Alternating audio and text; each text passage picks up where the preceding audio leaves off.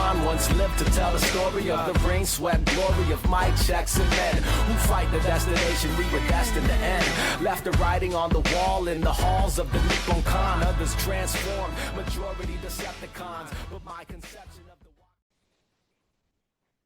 All right, it's the Wait for It Seattle podcast. It's episode 45.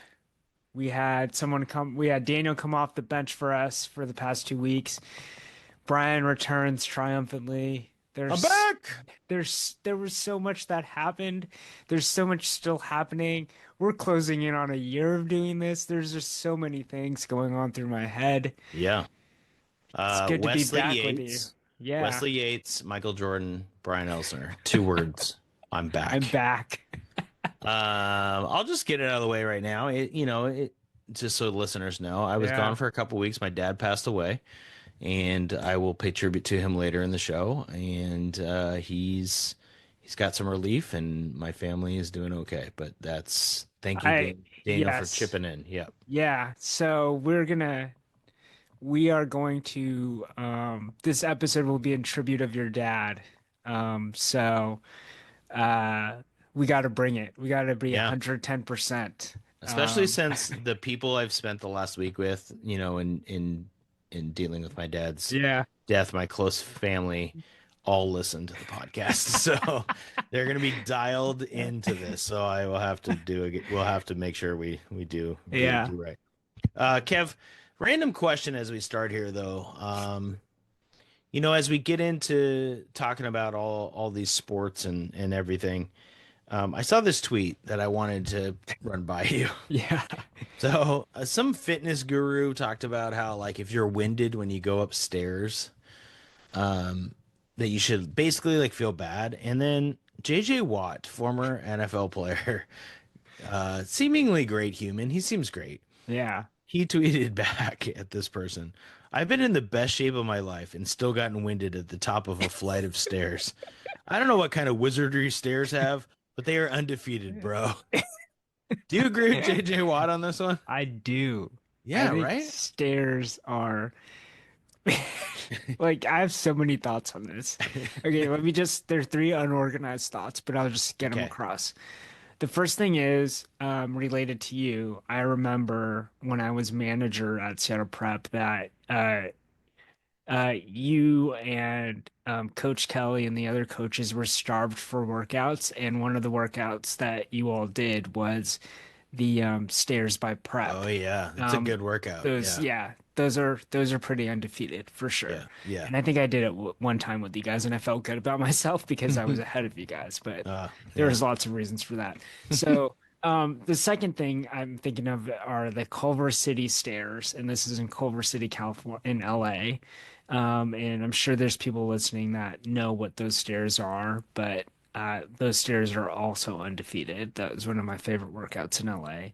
And then the third thing that I'm randomly thinking about is, like, during COVID, when we couldn't exercise in normal ways, so that we're trying to figure out all these different ways to exercise.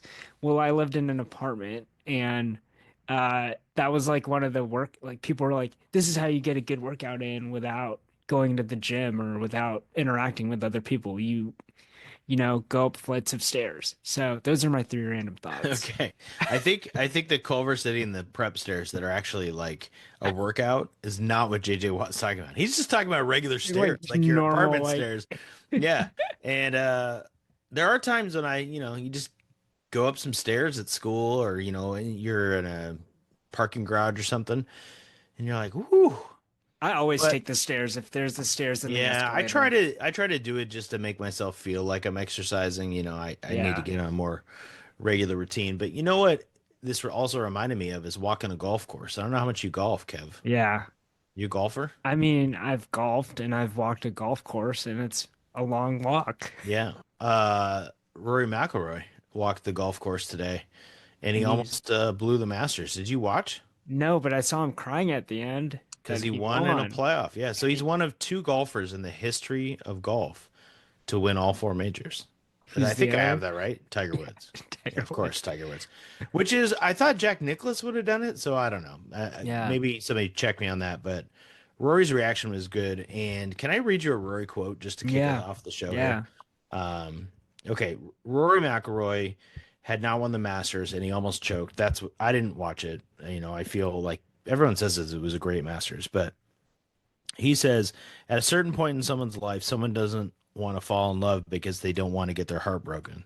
People instinctually as human beings hold back sometimes because of the fear of getting hurt, whether that's conscious or subconscious. And I think I was doing that on the golf course for a few years. And then he talks about how he just didn't want to live in fear anymore. And I was like, hell yeah, Rory. It's so awesome. That's deep. Yeah. I tried to spin that into my 11-year-old talking about soccer on the way home from he wasn't having it. So, all right. Well, walk some stairs, win the Masters. How about we just jump into some headlines instead? Yeah. Let's do I'm winded already. Let's go. Been off the podcast for 2 weeks. I'm winded. Welcome back. All right. First headline. Okay. What we're going to do today is I'm going to read some real headlines, and then Kevin and I are going to predict headlines based on a certain amount of time in the future. Okay.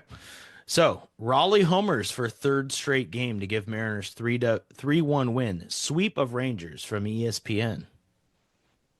Kev, I will tell you, I read the transcript of your podcast last week, and you both were feeling, I think it was you that was down a little bit on the M's. Yeah. Was it you? And when you're reading the transcript, you can't tell who's saying what. Just so you read the transcript. I did. Well, I wanted to be prepared, Yeah. Were you the one who was down on the M's and said, "Oh, I might be too down"? Or was that No, Daniel? that was Daniel. Okay. Yeah. Okay. And I can identify with him. I go through the waves. They're 8-8. They just swept the Rangers. They've won 4 in a row. They went 5-1 on the homestand. That's what I said. You need to do work against the division, and they definitely did work against the division. Yeah, they're 7-3 now against the division. And they're 8-8 overall. So I'd rather have that than, not be win against the Giants and lose against the division. You know what I'd rather have right now? A torpedo bat. Oh, hit home runs. Dude, that thing is real. Cal Raleigh's just hitting tanks left and right now. Third straight game. He also has a double. Today's homer, he just flicked the bat out and it went out. And I was pissed at Julio because he's like, no, it's not for me. I'm like, it needs to be for you. But then, Kev, Julio had the 2 best swings I've seen in a year and a half from him today. Yeah. Single up the middle and a single to right center. And they were beautiful Edgar swings. And I just want Julio to be Edgar. Just be Edgar. I know that I don't care what bat he uses. He should use what gives him confidence. I just don't want him to I don't want him to try to hit for power. Yeah. I want him to just swing naturally and let it happen. And that's what he did today. It was beautiful. The bullpen was lights out. So they're 8-8. They're going on a road trip. They go 3 at the Reds, 3 at the Blue Jays, 3 at the Red Sox. Okay. What is the headline going to be after this road trip? Mariners split. It's going to be something like the Mariners split the road trip, return home, looking for momentum. I think it's going to be a very average road trip. I think they'll go 500. Well, they can't literally go 500. Yeah, but... I mean, how many games do they have? 9, so they can go 4-5, 5-4. Hopefully 5-4, but 4-5 seems more realistic. All right. The team feels like a 500 team to me. You are down on them a little bit. I will say, I saw Brock Hewart's tweet about how you only need 1 or 2 players to step up offensively, and that's the luxury of having the pitching staff. Yeah, and I don't think we think about that enough. I think we always think about, the offense sucks, but you really just need a 3-run home run and you're good. Really, that's all you need. Yeah, except for that one Giants game, right, where they lost 10-9 or whatever. Yeah. My headline's gonna be Red Hot Mariners trying to stay hot. I like that. I like the fact, so I cheated a little bit. I looked at the pitchers they're going to face. They are going to finish the road trip, it looks like, with Garrett Crochet and the Red Sox. That's not great. but he doesn't go deep in games. They don't face Kevin Gosman, who kicks their butt in Toronto. The Blue Jays starters seem okay. Nick Lodolo for the Reds is good. He starts off. But you know what?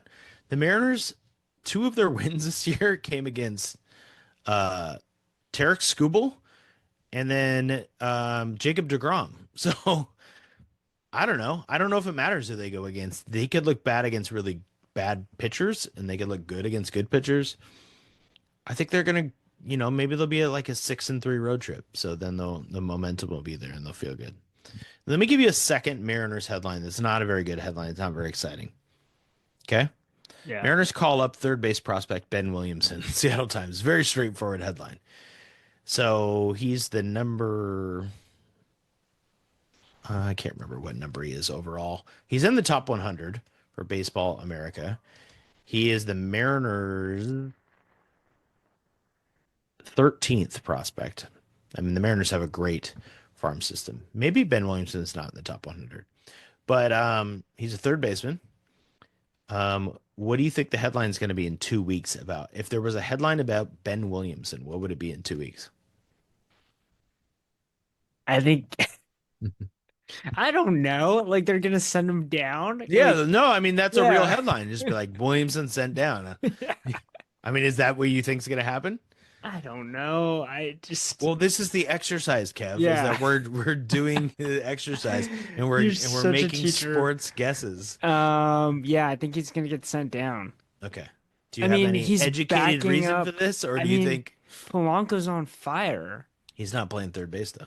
Where do they put him? He's DHing because he's got a side issue, so he can't even hit right-handed. So he only hits left-handed. Second fact about Jorge Polanco. This is why you need me back. Jorge Polanco has been taking some ground balls back at his old position, second base, which makes sense because Ryan Bliss tore his bicep. And then, Kev, did you know he hit a double and made a play in the field after tearing his bicep?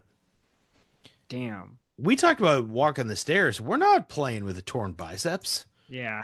I'm crying in the dugout. I'm like, guys, do you have any more sunflower seeds? I need something to distract me. I'm crying. It's so sad. You got to keep Polanco in the lineup, but he can't hit right-handed. So if they face a lefty, Polanco's not playing right now because for whatever reason, when he hits right-handed, it aggravates his side where he's got an injury. Ben Williamson's known for his defense. So like on his Baseball America or MLB site, it says elite level third base defense. Elite level. Strong arm, excellent instincts. They need some defense in the infield. Crawford has been good lately, but he makes some plays every once in a while. He had the game-winning double play. Yeah. He's made some stellar plays, but he's had a couple not great plays. Second base has been okay. Third base has been a disaster. So I think he'll be in the lineup on Tuesday. He may not be a good enough hitter to be there in 2 weeks. I'm kind of with you. I think he gets sent down. Well, welcome Ben Williamson. Welcome, Ben. Yeah. Our prediction is you get sent down in 2 weeks. Don't listen to our podcast. Don't listen to us. You're probably great. Oh man. All right, big day tomorrow. Yeah. I was just if you read the transcript, you might have saw that we talked about Paige Beckers because she won the NCAA championship. With rapid speed, the WNBA draft it's here today. If you're hearing this on Monday, which you are, it's today. Yeah. The two headlines here are. We got 3. I threw in 3 for you because you brought one up to me.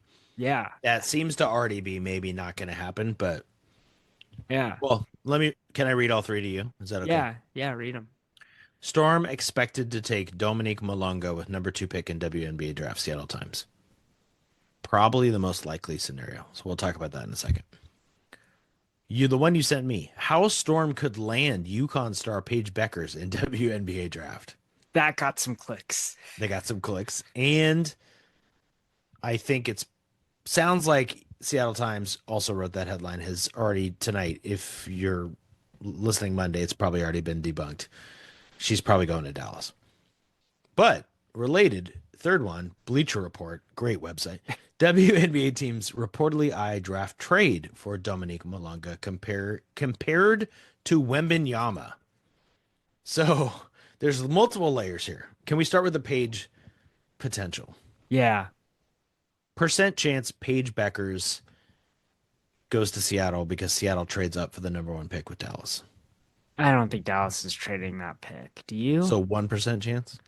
No. I think under we're 1? at I think we're at like a 10%. I think we're at 1. Yeah. I think Dallas, I mean, you're right. It doesn't sound like Paige is forcing a trade. There's no smoke there anymore, right? And Seattle could offer next year, first round, whatever. I think they're keeping Paige. I think the marketing is big enough. What right? do the Storm have next season? They have multiple first rounders, But they don't have the number 1. Like, it's the Juju Watkins pick, isn't it? No, I don't think she's coming out after next year. So it'll be 2 years. She's got an ACL tear, right? So she'll be coming back from that. Not to mention, we could talk about this later, but why would you come out? She's going to make More $3 money. $4 $5 million a year in college. Yeah. Just stay there and be a star until be the face. Whenever, right? Yeah.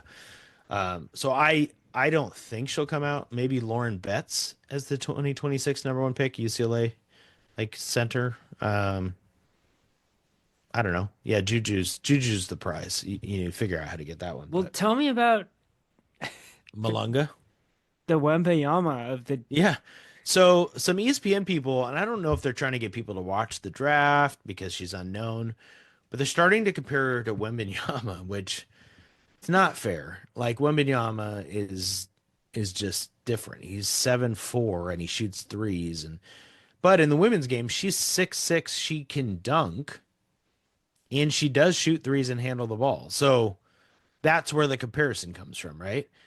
I watched a little film, and there's 2 things I noticed. She looks skilled for sure, but young, which she is. I think she's 19. Yeah, she's 19. But the bigger thing was the clips I saw, the people she was playing against look like JV Metro basketball. See, this is like, all right, this is what I was running into the same issues when I was watching clips of the French dude that the Huskies got. And I tweeted about it. It's like, you can't really tell. Like, he's playing grown men, but like, it's a total crapshoot because Wembenyama looked awesome. Luka looked awesome on their European tape, but it's a different style of game. And then, I mean, Santa Clara had some dudes that were from Europe, and they're playing at Santa Clara for a reason, right? Or they're playing at LMU. Let me pause you for a second. I just found out Santa Clara has 2 kids who enter the portal. One committed to Ohio State, and the other to Texas Tech. Wait. I'm like, what the hell? How does Santa Clara not make the tournament? They have 2 kids going to major college programs. They've had draft. Anyway, that's a sidebar. I'm going to get mad about Santa Clara. Okay. Now you're looking it up. Tyree Bryan's going to Texas Tech, and Tilly, who's one of the European kids, is going to Ohio State. So maybe Santa Clara doesn't know how to use those kids. Yeah. So maybe the Bryan guy was the one that scored like 30 against Gonzaga. So he earned that's how he got a spot on Texas Tech. Malonga, you got to take her number 2. That's my takeaway from this. Okay. Yeah. And I think the headline on Tuesday will be Storm draft Dominique Malonga with the number 2 pick. You want a throwback? Wait, let me finish. Wait, no, go ahead. Yeah, go ahead. I hope she's better than Johan Petro, who is also a lottery pick for Seattle Pro Basketball. How about Michael Gelabal? You remember him? Yeah. Michael Gelabal, also French. We don't have a good track record with guys from French. No, but that was the men's game. Okay. Here's Gabby Williams is from France. So that's one reason, she'll have some connection maybe. Yeah. The Storm, I thought about this a little bit because I'm like, do you take Citron from Notre Dame? Because obviously the big story is Olivia Miles went back and transferred to TCU. Do you take Citron? Do you take Iriafen from USC? Please no to either of them, honestly. Here's why. If you're going to have a high pick, my belief is in any draft, in any situation, you have to go with the upside. Yeah. Right. Yeah. So Anthony Edwards out of COVID went number 1 overall. He was not good at Georgia. I mean, he was fine, but he wasn't a star. They didn't go to the tournament. Or maybe it was COVID, but they weren't going to make the tournament. The potential was there, right? Anthony Edwards is a star now, right? Yeah. Doesn't matter how many kids he has, Kev. He's a star. he has a lot of children. You take the potential, and they have a roster that's fine next year. And maybe and I kind of think she won't really help in 2025, 26, or whatever the season is, 2025. But she's a better chance at a superstar than anybody else who's left in the draft after Paige Beckers. So you got to go for it. Yep. Do you agree? I agree. I mean, it's the number 2 pick. All right, I've come Whether around. she's Greg Oden or Kevin Durant. I mean, 6'6", dunks, handles, shoots the 3. You take it and develop, right? And you hope she becomes, that's essentially a skill set that like the Breanna Stewarts of the world have that you build around. So you go for it. Okay. I agree. And the good part is they don't have to throw her in right away. They have a veteran roster that they can go compete with, and they can develop her and make sure she's, ready to go and play her limited minutes or whatever. Or if she pops, now your rotation's good. So I like it. Awesome. All right. We're all in on that. So you think the Mariners suck, but we both think Dominique Malaga's got number 2. All right. You guys talked about the transfer portal a lot. Oh my gosh. And more things happened. It's wild. Oh my gosh. All right. Can you read the headline for us? Yeah. Headline: Huskies get ultimate reverse layup. Yates will return to UW. Sports Illustrated. Number 2, #woof. Huskies land 4-star commit. Jasir Rencher has flipped from Texas A&M to Washington. Which one was more surprising to you? Rencher. Yeah. I don't. That one came out of nowhere. Yeah, and I think no one was thinking about it because we were still shocked with all the transfer portal stuff happening. But Rencher made sense because his coach left, right? So right. You kind of, I think when you're a recruit, you base a lot on the coach and not the institution, right? Like the person that was persuading you to join their team just leaves, right? So, and that happened within a week. Like I was looking at the timeline, like they did not, the staff probably, and he probably knew, like, okay, this was my second place where I wanted to go. There's not a spot for me where Buzz Williams is going in Maryland, or I don't want to go to Maryland. Yeah. Right. So, very interesting. The highlights of Rencher, he seems like an athlete. Yeah. He's dunking on people.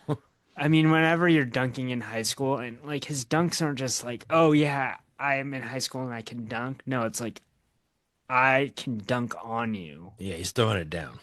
So he's not going to be a starter next year, I don't think. I think he may not play that much. Yeah. Who knows? Yeah, who knows? Yeah. I mean, it's crazy. They're just so loaded. And you guys talked about it last week, but they have what are they? They're top 10 class now for portal, right? Yeah. They also have the 5th best recruiting class. And that's the crazy part. Did, best recruiting Did I send class. you the screenshot? Yes. Tell us the other teams. Okay. This is crazy. Okay, the number 1 recruiting class, 4 commits, is Duke. They have 5 4-star commits. Makes 5 sense. 4-star or 5 5-star? 4 5-stars. 4 5-star commits. The Boozer twins, I think, are 2 of them. Yeah. Carlos Boozer's kids. Yes. Yeah. Houston, who was in the national championship against Duke, has 3 5-stars and 1 3-star. They're number 2. Yep. UConn, 4 commits, 3 5-stars, 1 4-star. Yep. They're number 3. Number 4 is Arizona, 3 5-stars. Always 1 great 3-star. recruiting. Always great recruiting. And number 5 are your University Washington Huskies. It's absolutely wild. 3 4-stars and a 3-star. Right? So they have Nico Bundalo, they have JJ Mandequit. Now they have Jasir Rencher and Muldrew. And The Muldrew. other guard. Portland Muldrew. So I was looking back just out of curiosity, like I kept on clicking back to all the recruiting class rankings of the Huskies, and like the closest they came to this Yeah. was Spencer Hawes's year when they had Pondexter too. I think was it Pondexter? There was the Adrian Oliver class. Yeah, he's in that class too, I think, right? And some Yeah, of those guys did not pan out, for sure. Phil Nelson. Maybe Pondexter was the next year. Yeah, it was Phil Nelson, Oliver, Haas, and there's one other guy that I can't remember. But they were like number 9. So this is the best recruiting class in Husky history. Yeah, and Romar had pulled some dudes. Right. Like Romar and Hopkins. Hopkins had Hopkins got Isaiah Stewart and McDaniels in the same year. He had 2 5-stars. So this is the best class in Husky history, combined with, I mean, clearly the best transfer portal class in Husky history. A top 10 portal class in the country. Wesley Yates, who averaged 20 points per game over his last, I think, 21 games or during conference play for USC. He was at UW for a year. No one really knows. I mean, people know that, but like if you only peripherally paid attention, you wouldn't, because he didn't play in a game. Yeah. He was hurt the whole year. Yeah. Then he leaves, goes to USC. He's really good. I remember watching him last year. I was like, that's a bummer. He comes back along with, the Southern Conference Player of the Year, the kid from Lipscomb, the German kid, and they're just loaded with talent. Yeah, I mean, they're loaded with talent. More so than last year. We kind of got a little excited about what they did last year. Really, Osabor was the one that, we're like, okay, maybe there's a chance. And obviously they finished last in the Big Ten. He was one conference player of the year. They brought in 2 conference players of the year. This is a higher level of talent they're bringing in, right? Yeah. So on Selection Sunday, what's the headline? I hate to do this, but I think they're going to make the tournament. I mean, with that much talent in the Big Ten, you need to probably go 500 and you'll make the tournament. I really do. If they go 500 in conference play and they take care of business, if they maybe drop only 2 to 3 games in the non-conference, I think they can do it. I really do. I'm so curious to see Danny Sprinkle. Okay, let me back up. I believe in my heart and mind, Danny Sprinkle can coach. It's a stupid statement because he did. He did it at other places. He made 3 NCAA tournaments in a row. Totally. I did. I was worried about what I saw last year a little bit. Yeah. Right. And I still, this isn't to say, I don't want this to get blown out of proportion. Yeah. For them to finish last in the Big Ten gave me pause. Let's just put it that way. Right? Yeah. Give everyone pause. Gave everyone pause. Right. So you bring in this level of talent, you need to make the NCAA tournament. Well, yeah, I talked to a source close to the UW basketball program, and I just was kind of texting back and forth, and he responded, NCAA tournament or bust. Yeah. So I mean, somebody's paying. We know there's a whale.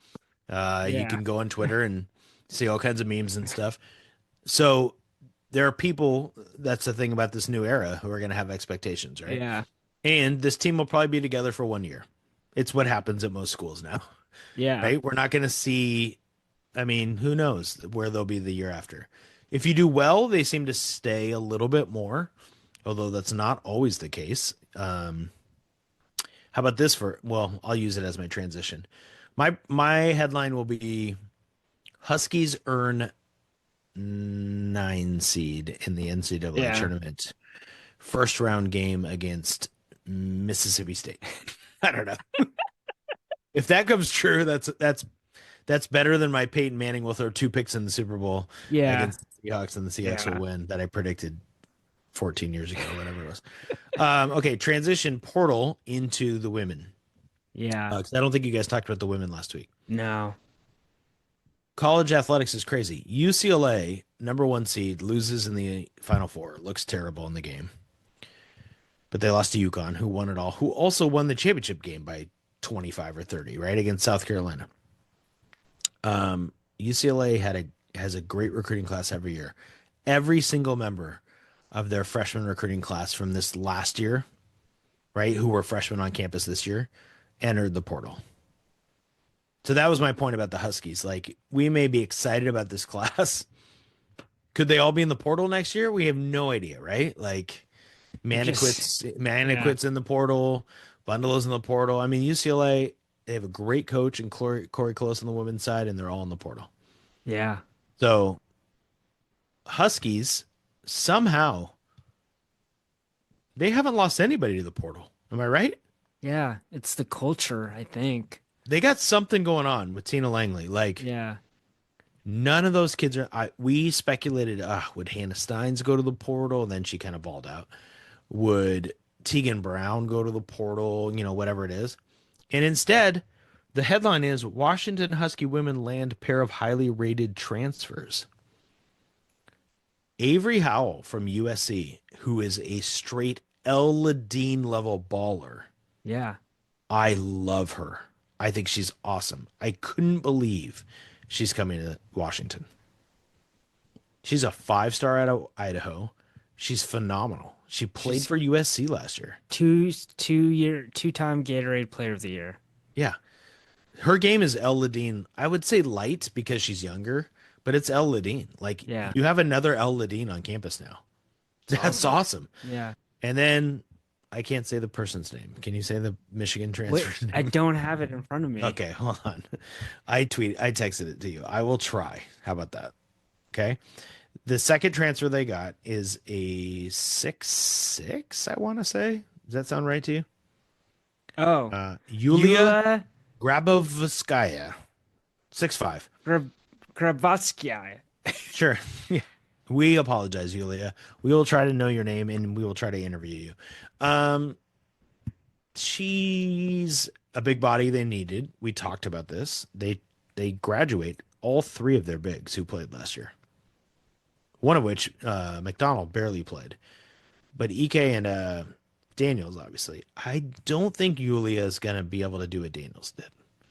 So I want to talk to you about it later at a different time. A little curious how the offense is going to look.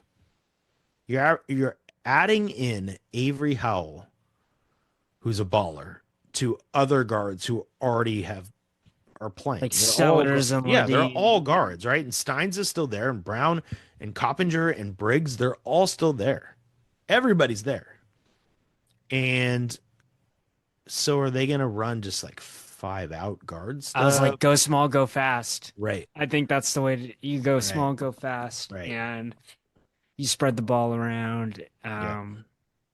Yeah. ESPN's way too early top 25. They're number 24 in the country. That was before the transfers.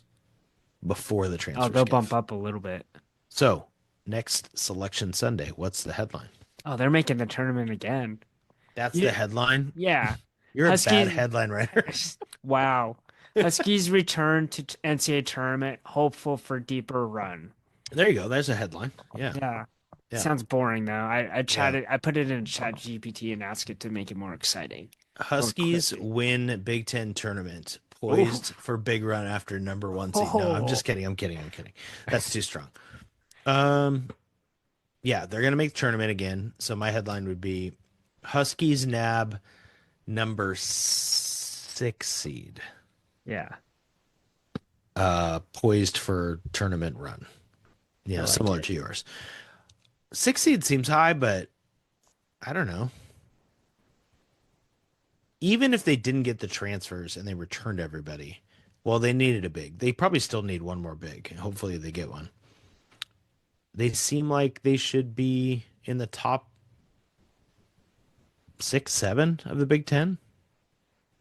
Oh God, my son's gonna kill me. Do you know the meme 6'7"? 6'7". Yeah. There you go. No. You explained it on. You explained it on a. I gotta stop. Podcast. Okay. I'm gonna give you another headline. Go for it. We're gonna transition to the NBA playoffs. Have you looked at who's in the playoffs, Kev? I have it right in front of me right now. All right. We're not even giving you a headline. The playoffs are starting this week. After the NBA Finals, what's the headline? After the NBA Finals. Yeah, so basically who wins? Who wins? Yeah. The king returns to his throne. Ooh. You're going Lakers? Dude, they have LeBron James and Luka. They play the Timberwolves in the first round. I love it. Which is awesome. I'm going to watch every minute I can of that series. Yeah. It's going to be phenomenal. It's going to be great. Okay, Lakers over Celtics? Yeah, well, they have to get past the Thunder, which I think is the real. I know, but in the finals, if they win it, Yeah, who are they I going to think beat? the Celtics are gonna make I it. mean, Lakers Celtics. Imagine the ratings with The Luka and Cavs LeBron. are the 1 seed. They've been Cavs that are good. good. It's crazy, man. What's your prediction? Daniel would have been all over this, by the way. I'm so tuned out. I watch the Warriors when they're on. That's it. Well, the Warriors have a big game this week to try and get the 7 seed. If the Warriors get the 7 seed and they play the Rockets as the 2, that's a great series, and the Warriors might win it. Yeah, well, the Warriors are better than their seed because they added Jimmy Butler. Right. Now And Steph can rest. and to be clear, the 4 through 8 seed is separated by 1 game, so it's Yeah. not, But the Rockets have been good this year. They're just young. They're untested. My headline's going to be Celtics win back to back. Oh, The Cavs are great. The Celtics are battle tested. It's really hard to go back to back. I think the West is going to beat each other up, and then the Celtics are going to pull it out in the finals. And that's kind of boring. I kind of don't want it to happen. But if I predict the Thunder to win, I might have to slap myself in the face. So, yeah. Don't do know, it. but they're so good. Yeah. Here's the point, Kev. This is why I wanted to bring it up. I want you to know that I love the NBA playoffs more than March Madness. Ah, that's interesting. Yeah, what do you think? I mean, I'm not there with you, man. I know most people aren't. I don't think. I won't be watching until the NBA finals. Oh, This Kev. season's so Kev, long. the playoffs are so good. There's 2 reasons. The intensity goes up. They start playing defense. The shot making is amazing and then they adjust to each other in ways that only a nerdy coach can appreciate. Okay, I'm with you. I mean, it's on not that. true. Fans Yeah. can appreciate it too, but like when they change from drop pick and roll coverage to now we're gonna ice the ball screen or we're gonna blitz Luka to make somebody else score, like that stuff is awesome. I love it so much. But you kind of have to watch the whole series to really notice it. And so I feel like I need to pick a series or 2 that I'm committed to watching all the minutes of. Maybe it won't be hard. Maybe it won't be hard. Don't because I'll choose just the be doing it every- Warriors series. Choose something else because I'll be watching that one. No, I really want to watch the Lakers Timberwolves. I want to watch every minute of that, and I want to watch every minute of the Pistons and Knicks because I think there's going to be a brawl. The Pistons fight everybody, and the Knicks want to fight everybody. Is So it's gonna Isaiah Stewart still on the Pistons? Kev, Isaiah Stewart fights everyone. Right. I didn't know this about him when he's on the Huskies. He gets in fights all the time. You've seen the one of him running after LeBron across the court before. Yeah. He fights everybody. And the Knicks are all pissy, and Thibodeau plays those guys too long. I mean, it's gonna be fun. It's gonna be good. It's gonna be good. All right. Should we do 2 more quick ones? Let's do 2 more quick ones. Yeah. Sounders earn a huge 3 points with win over FC Dallas, Seattle Times. That was after this week. I didn't watch any minute of this, so. Yeah, I was reading the recaps. Sound Art Hard. I started my subscription so I get like Nice. game recaps and everything. They're kind of beat up. Jordan Morris is injured, right? Mm-hmm. Yeah. So Pedro de la Vega came back for half of the game, which was good because he was hurt. What's the predicted headline on August 1st about the Sounders? oh, that's like It's a long time, but Yeah. I'm thinking like we're not quite to the playoffs, but we're kind of through summer, and Sounders crucial stretch run. and good headline, like it. Where do you think they'll be? Are they at the bottom, trying to make their way in the playoffs? No, I think they'll be comfortable. I think they'll be like midway in. Okay. I think they're a good team. I'm kind of with you. I feel like they're gonna be in the middle of the pack, and like you said, the last 7 games pushing to get in the top 4 or something. They'll fight through the injuries. They'll be fine. All right. On the other side, Reign shut out by defending NWSL champion Orlando Pride, Seattle Times. Reign have 4 points. They're technically would be in the playoffs if they started today, which is kind of sad. With Huge improvement. But a huge improvement. They've lost 2 in a row, but I think both games were by one. No, by 1 goal. Where do you think they are? What's the headline August 1st? Sounders. No, Reign. Reign Youth. begin to emerge or something like that, or I'll like go with Rain Youth. come into their own. Push, uh, propel Rain in playoff push. There you go. Little alliteration. Propel Rain and playoff Yeah. push. I think they'll be in the playoff hunt at that point. Yeah. They just got, I'm going to call her Lynn Williams. I apologize. I don't remember what her married name is. I should know it.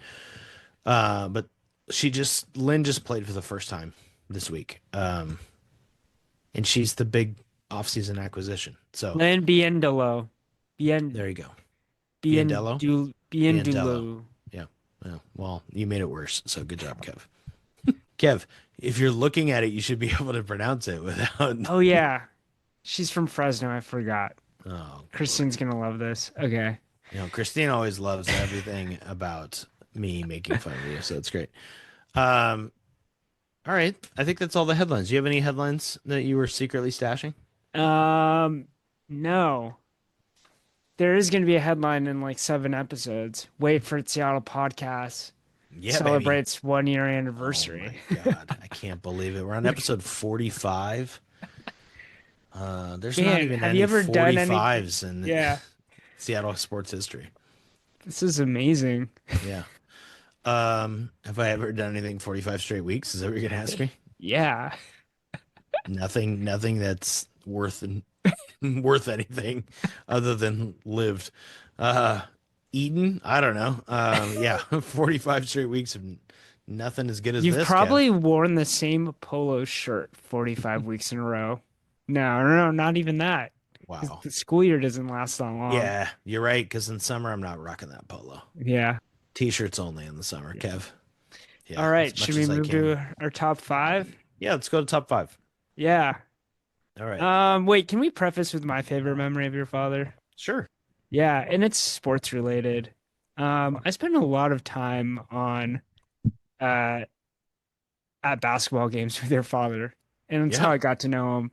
Yep. I was a manager at Seattle Prep for 2 years, and he was a scorebook. And there would always be like 15 to 20 minutes to 30 minutes of time where it'd be just me and him in like an empty gym somewhere in Seattle, whether it was Bainbridge or Ingram. And I think particularly about those Tuesday night games where no one traveled to watch this team except the parents. Right. No one was at the other school. It was just the team, and no one was there. So it was me and your father just shooting the.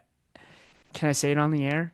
We're just shooting it, right? Just talking about whatever. You could say shooting the shit. I mean, shooting the shit. Yeah. He was a nobody's sponsoring us. Yeah.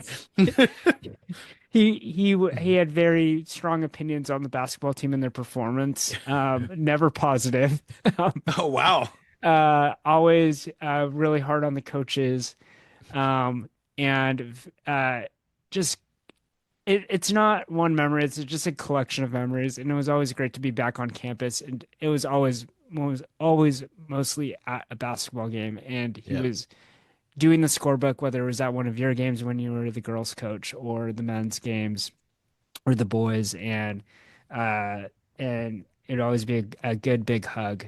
And someone like that is special because they make you feel like family. And so I always felt like family when I was around your father, and not coincidentally around the rest of your family. So I appreciate it. That's great. Great guy. This is gonna sound creepier than it is, but we were going through pictures on my dad's computer, and he has lots of he also would bring his camera to games and take pictures of all kinds of basketball players on those teams in the gym. And usually not action photos because he's doing the scorebook, but there were 2 pictures of you sitting in the stands. And you did look a lot younger, Kev. Like, I thought you hadn't aged, but you have. Oh man. You have, in a good way. You looked, yeah. But you were in a gym, just like you described. Yeah. All right, so I'll get back to that in a second, but I'm going to give you my top 5.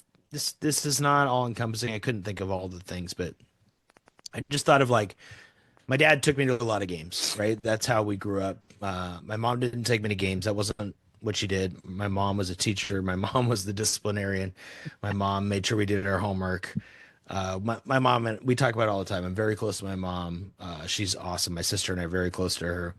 It's a lot easier when you become an adult with your kids than when you had to discipline. And basically, she had to do the discipline because my dad was always spending time trying to be the fun guy, I think. So that'll relate to the first memory. I'm going to do 5 athletic sporting event memories with my dad. So the first one is I'm in 5th grade, Kev. And let's just say I got in trouble at school.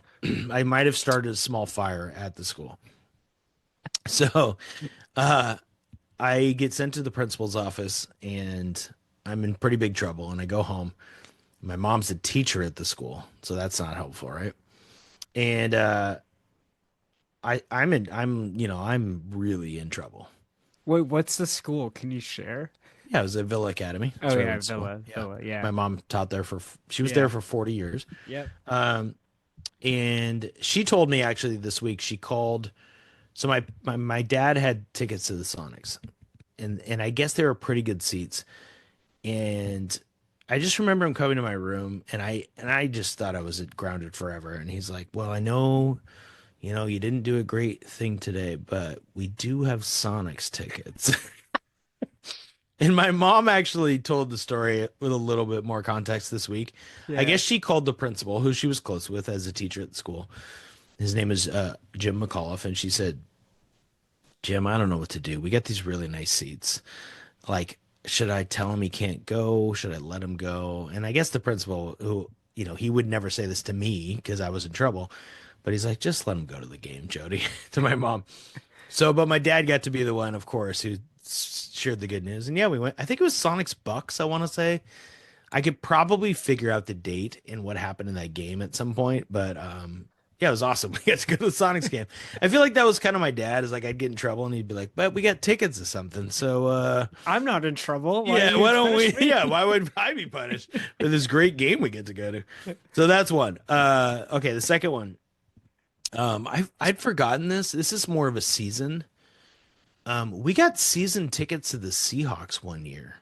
I'm pretty sure we had season tickets. I'm having trouble remembering if we just went to a couple games, but the year we had tickets was memorable because it was the year they played in Husky Stadium, or one of the 2 years they played it. So this is like Brock Heward at quarterback era, I think. Our tickets were on the old ring, lower bowl on the end zone. We were at the last row. So we often stood up in the back and watched games. And I think I remember them playing the Steelers, and there were so many Steelers fans at the game. I think that's the one I remember, but I'm almost positive we had, Steelers and Jets played at Husky Stadium. I'm looking it up right now. Oh no, that's a different one. Yeah, here we go. 1994. Seahawks and Steelers at Husky Stadium. Oh, the Seahawks whooped them 30-13. Was the Kingdom being renovated? It was, and Rick Meyer was quarterback, Kev. So where were the Mariners playing? Well, that's a good question. So let me think. I think. It didn't matter. Okay, the tiles fell, right? The tiles fell in the Kingdom in August, I want to say. And the Mariners had to finish that season on the road. They had no home games. Could you imagine if that happened? I mean, nowadays? Can you imagine if it landed on someone during a game? It didn't. A construction worker died replacing tiles, sadly. But the tile landed, didn't hit anybody. It's crazy. So the the Mariners finished, but obviously September is when the season started, and the Seahawks had to move into Husky Stadium for that year, last minute. So I think it was just 1 year because the Mariners played once the season started. They replaced the tiles. They were good to go. God. And that was 94, I think. So then the magical 95 season comes right after that. Man, I just can't believe tiles fell and someone died. But these tiles are like 25 feet by 25 feet or some craziness, I think. Yeah. I mean, they're huge tiles at the floor or the roof of the Kingdom. I'm trying to see how many games the Seahawks might have played at Husky Stadium. It's hard to tell here. So maybe we didn't have season tickets, but we definitely went to that Pittsburgh game. We might have gone to a couple others, but that was a memory just because it was so weird, and we had fun. We had some weird people around us, and there's a lot of Rick Meyer. Apparently I was watching Rick Meyer. God, he was going to be the savior of the Hawks. All right. Just like Sam Darnold. That one was those both were kind of random memories. This one is a big one. I think I've told you this before. The third on my list is my dad and I went to the 2001 Major League Baseball All-Star Game in Seattle. So my dad, this is my dad for you, totally selfless guy, connected because he starts talking to somebody. Somebody at his work had a connection to volunteer at T-Mobile, Safeco at the time. And he got us in as volunteers for the All-Star Game. So we had to wear khaki pants, and they gave us a green shirt, like emerald green. It was the color of the stadium at the time. It was the color of the All-Star jerseys. If you have a 2001 All-Star jersey, which probably half our listeners do because they had 8 All-Stars that year. It was such a great year. And they won 116 games. It was that magical season, right? So I just graduated college. I'm home for the summer. My dad gets us in to be volunteers.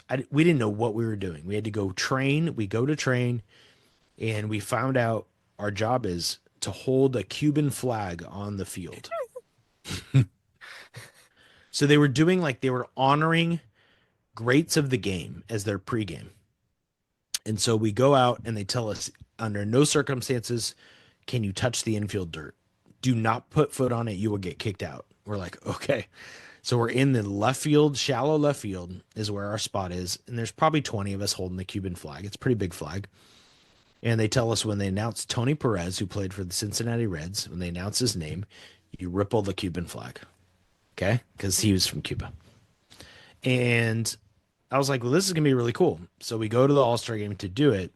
What I didn't even realize until the All-Star Game started, we're on the field during the televised introduction of both lineups. As they come out on the baseline, we're in the outfield. Wait, have you tried to find? You can find it on YouTube, the intro, because they show the flags from up above.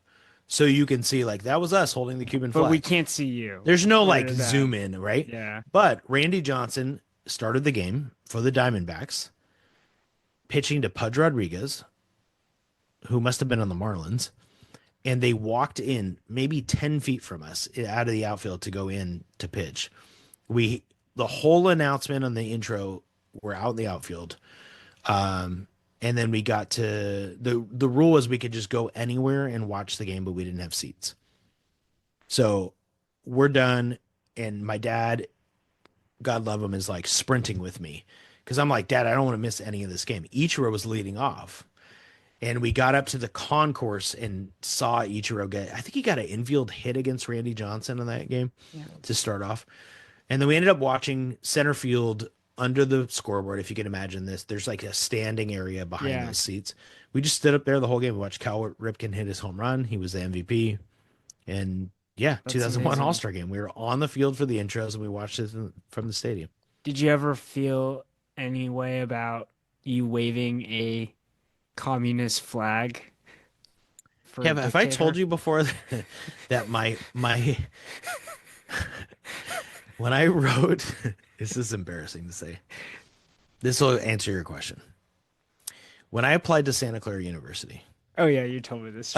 My college essay was on who you would want to eat lunch with. And I said Fidel Castro, because we both go to a Jesuit school, and over lunch I could convince him that being a communist dictator was a bad idea. And that I somehow would persuade him to be better to the people of Cuba. And they let me in with a gold star acceptance. I got this gold seal on my acceptance. So. Yeah. And then you're waving the communist flag right after you graduate. Yeah. Hell yeah, baby. Yeah. In this America, yeah. I don't know. Full circle. I don't know if you're still here at this point. What do you mean in this America? In 2025 and this regime, I'm celebrated for that behavior. Okay. We'll stay away from the politics. All right. Number two. Number two is going to take into account a whole series. We went to the 1995 Mariners-Yankees playoff series together. My dad, greatest Mariners series ever. I will shout out to our good friend Tracy Rathke, who also, Kev, I will say this, she was there every minute as my dad was sick and passing at home. She was a tremendous help to our family. Hopefully she listens to the podcast someday. But she got on the phone with Ticketmaster while we went out to dinner, and she called. We would just have to call over and over and over to try and get tickets. That's how you got tickets. It's the Crazy. 1995 version of the queue for Taylor Swift tickets was the Mariners trying to get Mariners Yankees tickets. And some reason she got through. And so she got the tickets for us. And my dad and I went to game 3, game 4, game 5. You saw it in person. We were up in the right field, up top 300 level. And I'll say everybody knows about the 95 series, right? The two things I will never forget. One is awesome with my dad. I hadn't thought about it to right now, so hopefully I don't get too emotional. But I remember Griffey's on first, Joey Cora's on third, Edgar's up, right? Obviously. Do you know who was on deck, by the way? Have we talked about this before? A-Rod. A-Rod was on deck. Incredible. Yeah. You know, he hadn't hit in the game yet. He came in for Felix Fermin. Okay, so Edgar hits it down the left field line. I grab my dad's arm, and I'm like, "Oh my God, the game is tied." And then I see Griffey's just hauling ass, right, as you've seen on video, and I just shake him so much. And I'm like, "Oh my God, he's gonna score!"